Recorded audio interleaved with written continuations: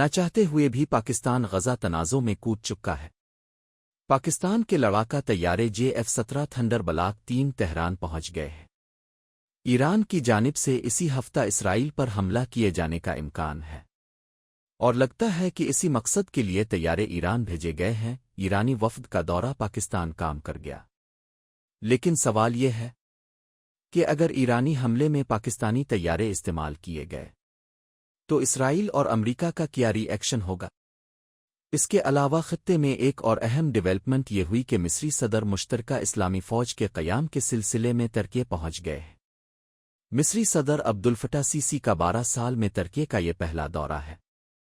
ترکی کی سربراہی میں بننے والی اسلامی فوج نے بھی اسرائیل اور نتن یاہو کی نیندیں اڑا دی ہیں۔ انہیں اب یہ خوف ستانے لگا ہے کہ اسرائیلی فوج نے مٹھی بھر حماس کے جنگلیوں کا مقابلہ نہیں کر پا رہی۔ اگر یہ سب اسلامی ملکوں کے مشترکہ فوج نے ہم پر لگار کر دی تو کیا حال ہوگا؟ اسرائیلی اپوزیشن نے وزیر اعظم نتن یاہو کو سارے بحران کا ذمہ دار قرار دیتے ہوئے ان سے مستعفی ہونے کا مطالبہ کیا ہے۔ اسرائیل کے اندر وزیر اعظم نتن یاہو کے خلاف تنقید بڑھ رہی ہے۔ ان پر غزہ کی پٹی میں جنگ بندی کے معاہدے میں رکاوٹ ڈالنے اور اسرائیلی قیدیوں کے رہائی میں رکاوٹیں کھڑی کرتے ہوئے غزہ جنگ کو تول دینے کا الزام لگایا جا رہا ہے۔ اسرائیلی اپوزیشن نے نتن یاہو کے گرد گھیرا تنگ کر دیا ہے۔ اپوزیشن لیڈر آرپیٹ نے microblogging platform X پر کی گئی متعدد ٹویٹس میں کہا کہ جب تک یہ حکومت موجود ہے امن کا حصول ناممکن ہے۔ وہ نہیں جانتے کہ امن کیسے لانا ہے، کیونکہ وہ امن نہیں لانا چاہتے۔ اسرائیلی اپوزیشن کو بھی اچھی طرح سے معلوم ہے کہ نتن یاہو کسی بھی صورت جنگ بندی نہیں چاہتے، کیونکہ اس صورت میں انہیں نہ صرف اقتدار سے ہاتھ دھونا پڑیں گے بلکہ کرپشن کے الزامات کا سامنا بھی کرنا ہوگا۔ اور اگر نتن یاہو جیل جانے کے خوف سے بیرون ملک فرار ہو کر امریکہ کسی اور ملک میں پناہ لیتے ہیں تو وہاں ان کے خلاف غزہ میں معصوم اور بے گناہ لوگوں کو موت کے گھاٹ اتارنے کے جرم میں جنگی جرائم کے مقدمات کا سامنا کرنا پڑے گا۔ اسرائیلی اپوزیشن لیڈر آرپیٹ کا ٹویٹر بیان میں کہنا تھا کہ ہمیں اس جنگ کو اپنی شرائط پر ختم کرنے کی ضرورت ہے۔ یرغمالیوں کے معاہدے کو مکمل کرنا اور جنگ بندی اسرائیل کی سلامتی، اقتصادی اور سیاسی مفادات میں ہے۔ وزیر دفاع اور اسرائیل فوج کے بیانات سے انہیں اندازہ ہو چکا ہے کہ پورے لاہو لشکر کے ساتھ غزہ پر یلغار کرنے والی اسرائیلی فوج کو منہ کھانی پڑی ہے، اور عملہ اسے غزہ میں حماس کے ہاتھوں شکست ہو چکی، لہٰذا سیونی ریاست کی سالمیت اور بقا کے لیے ضروری ہے کہ جلد جلد اس جنگ سے باہر نکلا جائے۔ انہوں نے صاف لفظوں میں کہا بہتر ہے اس حکومت کو ہٹا دیا جائے اور جنگ کو ختم کرنے کا لائحہ عمل تیار کیا جائے، کیونکہ یہ حکومت کی تبدیلی اور جنگ کے خاتمے کا وقت ہے۔ اسرائیلی ٹی وی چینل 13 کو خصوصی انٹرویو میں یارپیڈ کا کہنا تھا ان کے پاس جنگ جاری رکھنے کے لیے ہمیشہ ایک بہانہ ہوتا ہے۔ رفح کراسنگ پر فوجی کنٹرول سے لے کر افراڈلفیا کاریڈور تک تمام ایسے امور ہیں جن کی وجہ سے نیتن یاہو جنگ جاری رکھنا چاہتے ہیں۔ اسرائیل کو ایک طرف غزہ اور مقبوضہ مغربی کنارے میں حماس کے ہاتھوں عظمت اٹھانا پڑ رہی ہے، دوسری طرف حزب اللہ روز سیونی فوج کو بھاری نقصان پہنچا رہی ہے۔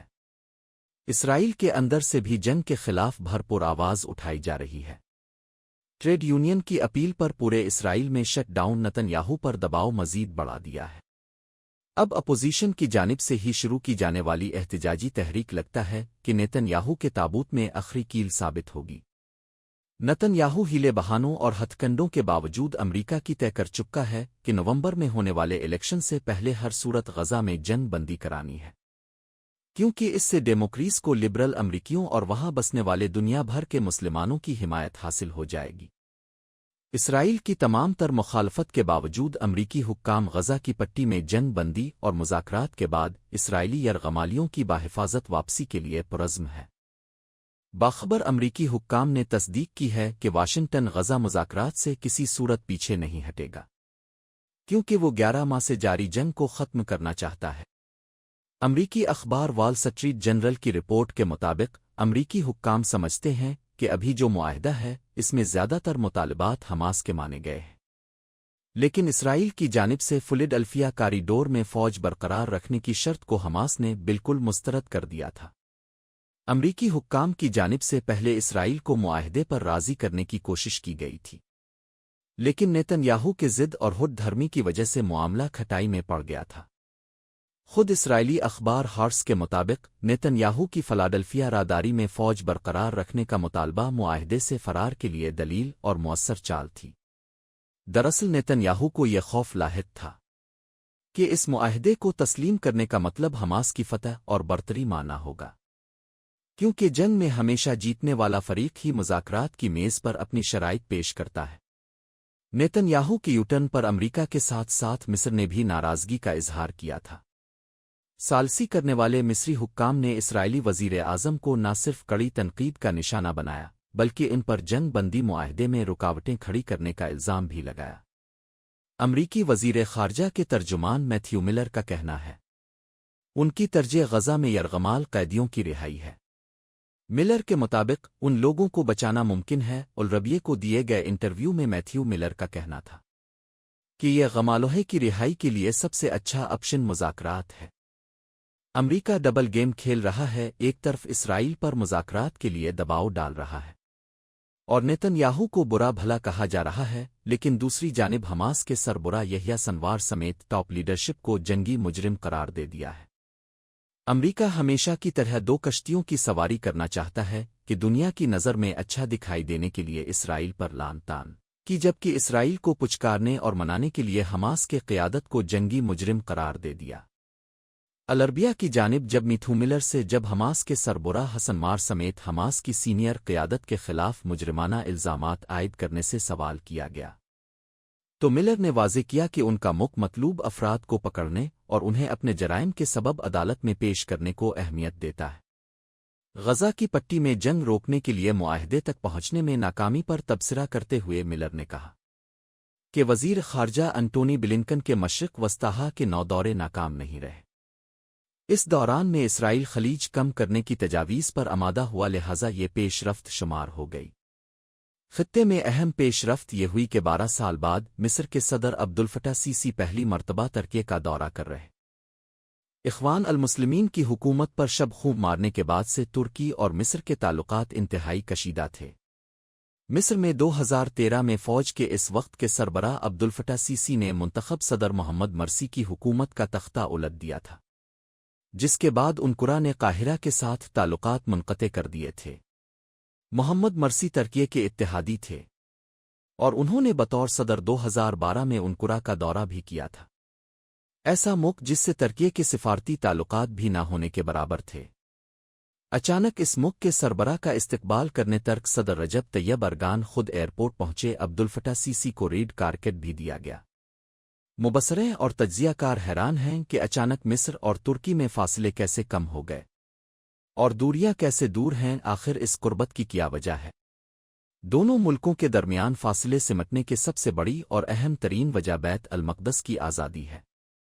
مصری ٹی وی نے اپنی رپورٹ میں دورے کا ذکر کرتے ہوئے بتایا، اس ملاقات میں علاقائی مسائل سمیت تعلقات مضبوط بنانے پر گفتگو کی گئی۔ دونوں رہنماؤں کے درمیان خطے کی موجودہ صورتحال اور عالمی مسائل سمیت خاص طور پر غزہ پر اسرائیلی حملے اور مقبوضہ فلسطینی علاقوں سے متعلق امور زیر غور آئے۔